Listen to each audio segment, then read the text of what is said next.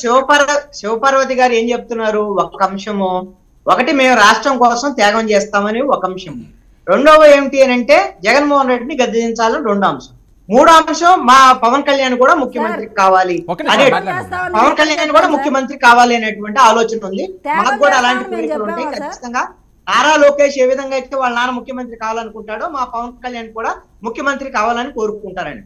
ఇక్కడ జన సైనికుల్లో ఉండేటువంటి ఒక అంశం ఏమిటంటే అండి, క్లారిటీగా ఉన్నారు జన సైనికులు. పవన్ కళ్యాణ్ చెప్పినా సరే రేపు పొద్దున పవన్ కళ్యాణ్ ముఖ్యమంత్రి కాడు అని తెలిసినా, అదే విధంగా జనసేన పార్టీకి గౌరవప్రదమైనటువంటి సీట్లు రాకపోయినా సరే, ఇక్కడ గౌరవప్రదం అంటే ఏంటి, 3వ వంతు సీట్లు ఎక్స్పెక్ట్ చేస్తున్నారండి జన సైనికులు. అంటే ఒక 50 సీట్లు పైన అసెంబ్లీ సీట్లు, ఒక 5-6 పార్లమెంట్ సీట్లు.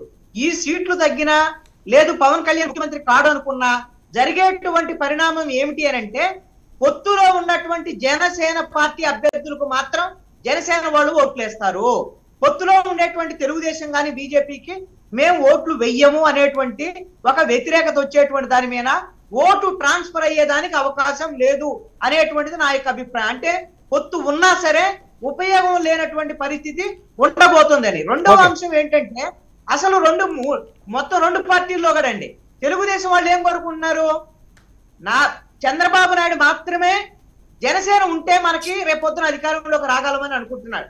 కానీ నారా లోకేష్ తో సహా కింది స్థాయి నాయకులందరూ కూడా అసలు ఈ జనసేన ఏంది, పవన్ కళ్యాణ్ ఏంది, వీళ్ళ ముఖ్యమంత్రి ఏంది, వీళ్ళ అభ్యర్థులకి ఎక్కువ గెలిస్తే వీళ్ళు రేపొద్దున ముఖ్యమంత్రి అవుతారేమోనని జనసేన ఎక్కడైతే ఉందో వాళ్ళని ఓడించాలనేటువంటి ప్రయత్నాలు తెలుగుదేశంలో ఉంది.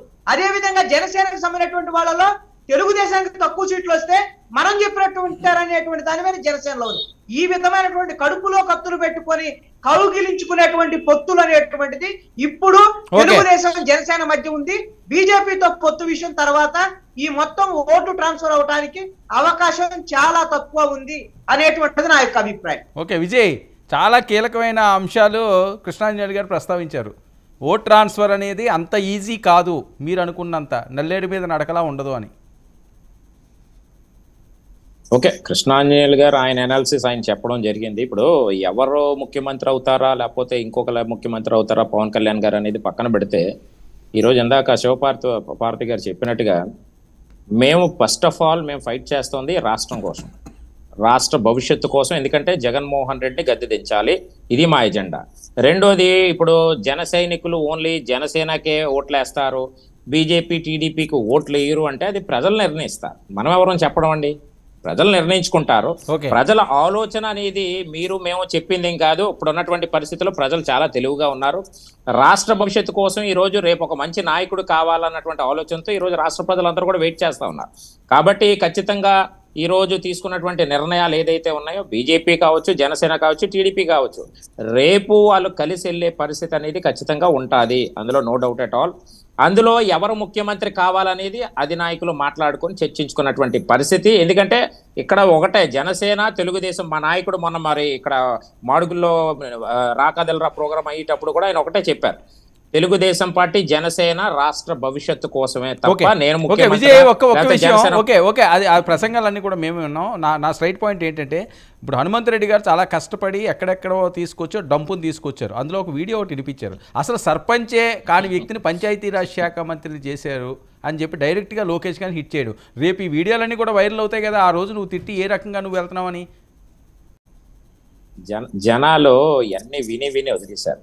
ఇప్పుడు పంచాయతీ సర్పంచే కాని వ్యక్తి పంచాయతీరాజ్ అంటే ఈరోజు ఐటీ శాఖ మంత్రిగా, పంచాయతీ శాఖ మంత్రిగా 25,000 కిలోమీటర్లు సీసీ రోడ్లు కానీ అన్ని వేసినటువంటి చరిత్ర ఎవరిది? నారా లోకేష్ది. మీరు ఏం చేశారు చెప్పండి?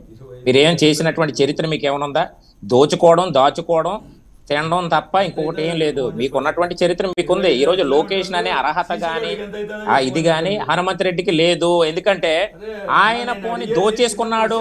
పంచాయతీరాజ్ శాఖ మంత్రిగా, ఐటీ శాఖ మంత్రిగా కూడా ఏ విధంగా ఐటీ శాఖను తీసుకొచ్చామనేది మాకు తెలుసు. ఈ రోజు మీరు మాట్లాడే ఈ రోజు మీ మంత్రులు ఎవరైతే ఉన్నారో ఒక్కడికి కూడా శాఖ ఏంటో కూడా తెలియనటువంటి 25,000 కిలోమీటర్లు వేశారు కదా సీసీ రోడ్లు. ఎంతైందో చెప్పుకుంటున్నా, బడ్జెట్ ఎంతో చెప్పుకుంటున్నా, 5 సంవత్సరాల్లో మీరు పెట్టిన బడ్జెట్ ఎంతో చెప్పుకుంటున్నా. మీ దగ్గర సమానంగా చెప్పు. 25,000 కిలోమీటర్లు సీసీ రోడ్లు వేస్తే ఎంత అవుతుందో చెప్పుకుంటున్నా. మీరు అధికారంలో ఉన్నప్పుడు ఎంత ఖర్చు పెట్టారో చెప్పమని అడుగుతా ఉన్నా. మీరు చెట్టుతో ఏ విధంగా దోచుకున్నారో, ఆ బిల్లులు ఏ విధంగా ఇవ్వలేదో రాష్ట్ర ప్రజలకు తెలుసు. 60,000 కోట్ల రూపాయలు మేము ఖర్చు పెట్టాము. మీరు అప్పులు పెడితే మేము కట్టామంటున్నా. అభివృద్ధి అన్నటువంటి మాటకు అర్థం తెలియనటువంటి మెడికల్ కాలేజ్ తీసుకొచ్చింది మేము. అభివృద్ధి రేపు క్యాంపెయిన్ లో తీసుకొచ్చింది మేము. 4 కడతా ఉండేది మేము.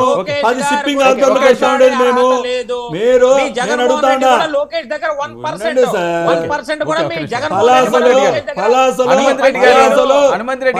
కిడ్నీ బాధితులకు కట్టించింది మేము. సురక్షిత నీరు ఉండేది మేము. మిమ్మల్ని ఎవరన్నా వద్దన్నారా? తీసుకొచ్చింది మేము. గ్రామ సచివాలయాలు కట్టింది మేము. రైతు భరోసా కేంద్రాలు కట్టింది మేము. ఫ్యామిలీ డాక్టర్ కాన్సెప్ట్ తీసుకొచ్చింది మేము. మీరు ప్రచారాలు చేసుకోండి, ఓట్లు వస్తాయి. అరే అర్థం కాని విషయం ఏంటంటే మేము చేసిన అభివృద్ధి చెప్తా ఉంటే మీరు మాత్రం ఆయన ఆపాను కదా, ఆయన వాళ్ళు ఏం చేశారో చెప్తారు.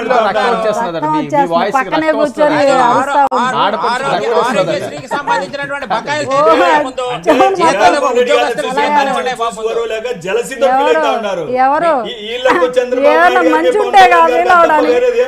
మంచుంటే కండి వీల్ అవడానికి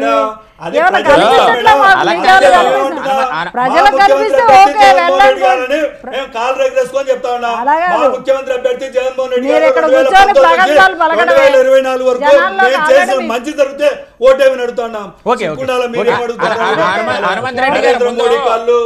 చంద్రబాబు నాయుడు ఆరోగ్యశ్రీకి సంబంధించినటువంటి మీరు ఎవరు కాళ్ళు పట్టుకున్నారు? అలా కాదు, నెలకోసారి జగన్మోహన్ రెడ్డి గారు వెళ్ళి మోడీ కాళ్ళు పట్టేస్తున్నారు కదా, మోడీ గారు కాళ్ళు పట్టేస్తున్నారు కదా నెలకోసారి వెళ్ళి. శాల్వా కప్పి వెంకటేశ్వర స్వామి బొమ్మిచ్చి అంతకుముందేమో సోనియా గాంధీ గారి కాళ్ళు పట్టుకున్నారు. సొంత చెల్లెలు షర్మిలారెడ్డి గారే చెప్పారు,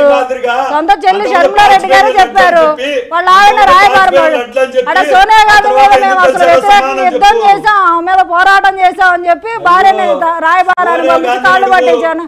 భార్యని బావమర్దిని పంపించి రాయబారానికి జైల్లో కూర్చొని రాజకీయం చేసి మీరా మాట్లాడేది సిగ్గుల గురించి, ఎగ్గుల గురించి అన్ని వదిలేసింది వైఎస్ఆర్సీపీ పార్టీ. సిగ్గు ఎగ్గు అన్ని వదిలేసింది, నీతి నిజాయితీ అన్ని వదిలేసింది వైఎస్ఆర్సీపీ పార్టీ. ఏ ఓడిపోతే ఏంటి, నిలబడ్డాం మేము, మగతనంగా నిలబడ్డాం మేము. మీలా మీలాగా పారిపోలేదు, నిలబడ్డాం. ఓడిపోతే సిద్ధమని పారిపోవడానికి అలా కాదు. మొన్నటి వరకు ఎక్కడ ఉన్నారు? అధికారం వచ్చాక ఆంధ్ర రాష్ట్రంలో ఉండడం కాదు, అధికారం లేనప్పుడు కూడా ఆంధ్ర రాష్ట్రంలో ఉండండి. అధికారం లేనప్పుడు ఆంధ్ర రాష్ట్రంలో జగన్మోహన్ రెడ్డి గారిని ఉండమానండి. అధికారం ఉన్నప్పుడు ఆంధ్ర రాష్ట్రంలో ఉండడం కాదు, ఎలక్షన్ కోసం ఆంధ్ర రాష్ట్రంలో ఉండడం కాదు. మీలాగా చంద్రబాబు నాయుడు గారి ఇంట్లో దాక్కోలేదు, చంద్రబాబు నాయుడు గారి కోసం పనిచేయలేదు, ప్రజల కోసం మేము పనిచేస్తా ఉన్నాం. ఆంధ్ర రాష్ట్రంలో ఉండడం కాదు, ఎలక్షన్స్ అయిపోయాక అధికారం కోల్పోయాక ఎందుకు కలగంటారు? గతంలో మీ నాయకుడు చెప్పాడు కదా, కదమ్మా, గతంలో మీ నాయకుడు ఈ రాష్ట్రానికి జగన్మోహన్ రెడ్డి గారిని సీఎం కానియను శాసనాలు చేసిన వ్యక్తులందరూ ఎక్కడున్నారో తెలుసు కదా. హైదరాబాద్ కు వచ్చి సినిమాలు తీస్తా ఉన్నాడు. ఈయనేదో 10వ క్లాస్ 10 సార్లు అంటే ఈయన ఆక్స్ఫర్డ్ యూనివర్సిటీలో PhD చేశారో చెప్పండి. 10వ తరగతి ఎన్నిసార్లు ఆయనే చెప్పాడమ్మా. నేను ఇంటర్మీడియట్ లో బైపీసీలో ఎంపీసీ చదివాను. ఇవన్నీ నేనుగా తల్లి చెప్పింది. మీ నేత పవన్ కళ్యాణ్ చెప్పాడు. యూనివర్సిటీ నుంచి చేసి వచ్చారు మీరు. మా 10వ తరగతి నాదేంద్ర మనోహర్ వాళ్ళ ఆయన గ్రేస్ మార్కులు ఇచ్చే బతికి పట్టగట్టానని చెప్పింది పవన్ కళ్యాణ్, నేను చెప్పలేదు తల్లి. తల్లి ఎందుకు ఓడిపోయారో దానికి సమానం చెప్పమ్మా. ఎందుకు ఓడిపోయారో సమానం చెప్పు. మీకు ప్రజావ్యాప్తంగా ఓడికత్తి అని మీకు సిగ్గుండాలో మాట్లాడుతూ ఉంటే ప్రతిపక్ష నేత మీద దాడి జరిగితే కోడికత్తి అని చెప్తా ఉన్నారు. ఏం మాట్లాడుతున్నారు? మీకు ప్రజల పట్ల, మీకు ప్రజాస్వామ్యం పట్ల మీకు సిగ్గు లేదు.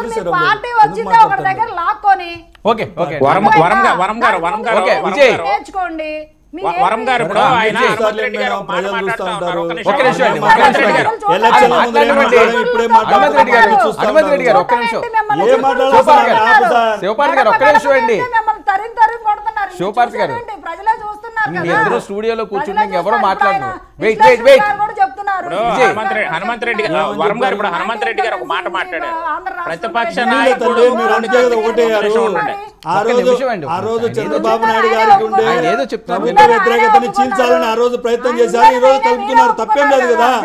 మీరు ఎప్పుడూ చంద్రబాబు నాయుడు గారితో కలిసి ఉన్నారని చెప్తా ఉన్నాం. ఓకే ఓకే ఎక్కడి నుంచి వచ్చింది? ఓకే మీకే మీరే ఒప్పుకున్నారు ఉందని. వెయిట్ మీ గొడవలకి ఎంత టైం అయినా సరిపోదు. థ్యాంక్ యూ సో మచ్ అండి హనుమంత్ రెడ్డి గారు చర్చలో పాల్గొన్నందుకు. థ్యాంక్ యూ శివపార్తి గారు, థ్యాంక్ యూ కృష్ణాంజనేయులు గారు, థ్యాంక్ యూ.